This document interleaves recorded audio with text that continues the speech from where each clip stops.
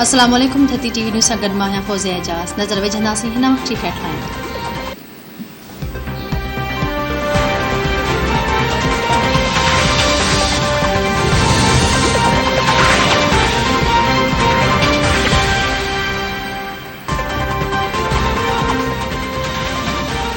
हुकूमती इत्तेहाद ऐं PTM पार्टियुनि जो इजलास वज़ीर आज़म शहबाज शरीफ़ जी सदारत हेठि अॼु ॿीहर थींदो।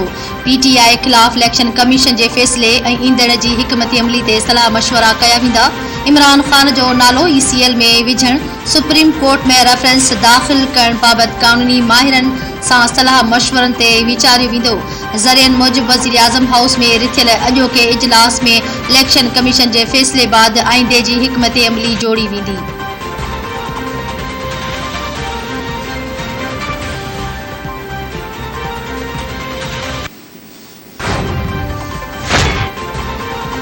अमेरिकी कांग्रेस जे स्पीकर नैन्सी पेलोसी जे ताइवान जे दौरे ते चीन कावड़जी पियो। ॿिन्ही मुल्कनि में सिफ़ारती छिकत आणण तेज़ थी वई। चीनी परॾेही खाते पारां अमेरिकी सफ़ीर खे तलब करे सख़्त एहतिजाज। चीनी अख़्तियारनि जो चवणु आहे त अमेरिका चीन जे सब्र जो इम्तिहान वठी रहियो आहे। चीन जे मामलनि में मुदाख़लत जो अमेरिकी इख़्तियारनि खे सख़्त जवाब ॾियणो पवंदो। नैन्सी पेलोसी जे ताइवान पहुचण ते चीन जा 22 खां वधीक जंगी जहाज़ बि ताइवान में दाख़िल थी विया। चीनी हुकूमत ताइवान में टारगेटेड कार्रवाइयूं करण जो ऐलान करे छॾियो।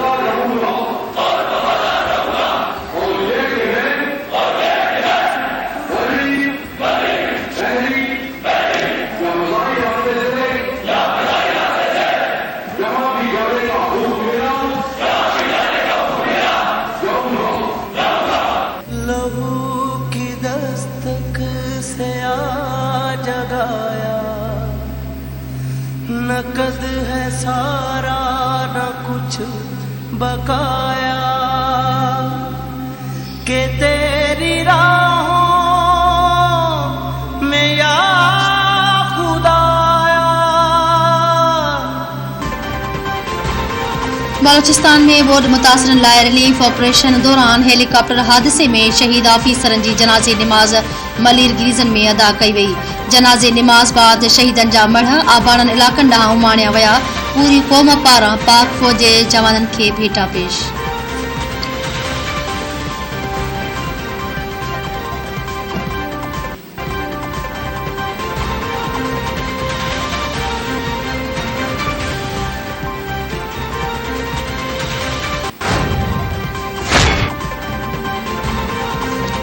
बलोचिस्तान जे केतिरनि इलाक़नि में राशन ऐं ॿियो इमदादी सामान पहुची न सघियो। बोर्ड मुतासिरनि इलाक़नि में साफ़ पाणी ऐं खुराक जी खोट पैदा थी वई। मच्छी शहर जो कोयटा ऐं ॿियनि शहरनि सां राब्तो कटिजी वियो। शहरी आम वाहिपे जे शयुनि जी खोट खे मुंहुं ॾियण लॻा।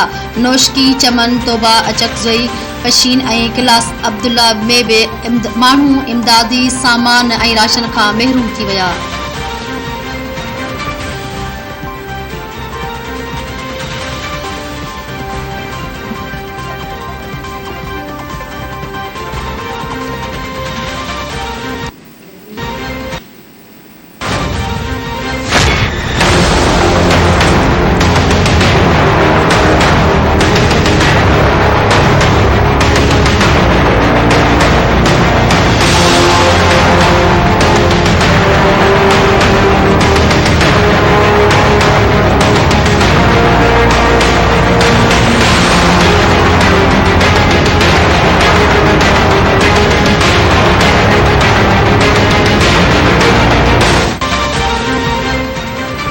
मुल्क में कोरोना के केसनि की शरह वधण लगी। कोरोना सबब 9 ॼणा हयातियूं विञाए वेठा।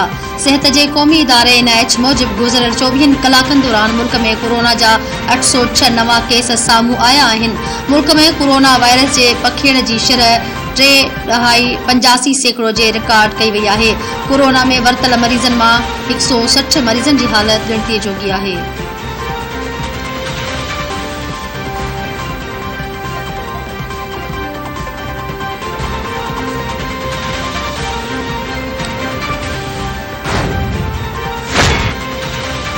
कराची में DG रेंजर्स जे सदारत में अमन अमान बाबत आला सतही इजलास। मुहर्रम हराम योम आज़ादी ऐं मकानी चूंडनि जे इंतज़ामनि जो जाइज़ो वरितो वियो। इजलास में कराची पुलिस जे सरबराह कमिश्नर रेंजर्स ऐं हसास इदारनि जे आला आफ़ीसरनि शिरकत कई। फेलिंग मार्च ऐं स्नैप चेकिंग जे अमल खे वधीक असराइतो बणाइण जो बि फ़ैसिलो कयो वियो। रेंजर्स तर्जुमान मूजिब मकानी चूंडनि में हुकूमत ऐं इलेक्शन कमीशन जे हुक्मनि तहत कानूननि ऐं ज़ाब्ता इख़्लाक़ जी पासदारी खे यकीनी बणायो वेंदो।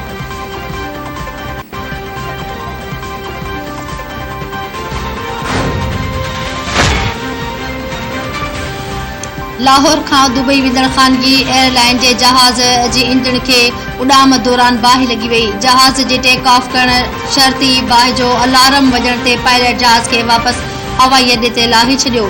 मुसाफ़िरनि खे ॿी उॾाम ज़रिए दुबई रवानो कयो वियो।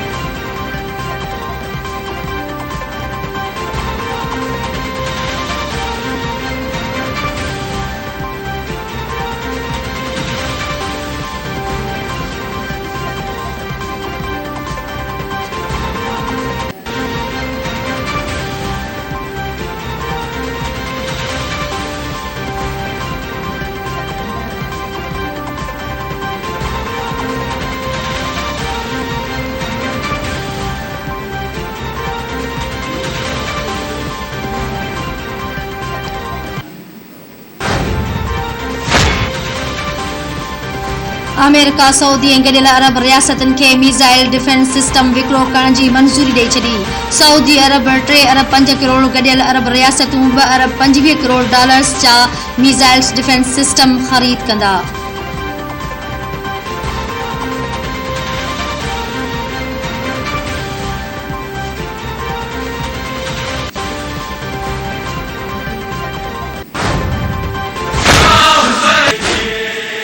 इस्लाम जी सरबुलंदीअ लाइ करबला जे मैदान में अज़ीम क़ुर्बानियूं ॾींदड़ हज़रत इमाम हुसैन अलैहिस्सलाम ऐं संदनि जानसार साथियुनि खे भेटा पेश करण जो सिलसिलो जारी। सिंध समेत मुल्क जे नंढनि वॾनि शहरनि में आज़ादारी ऐं मजलिसूं।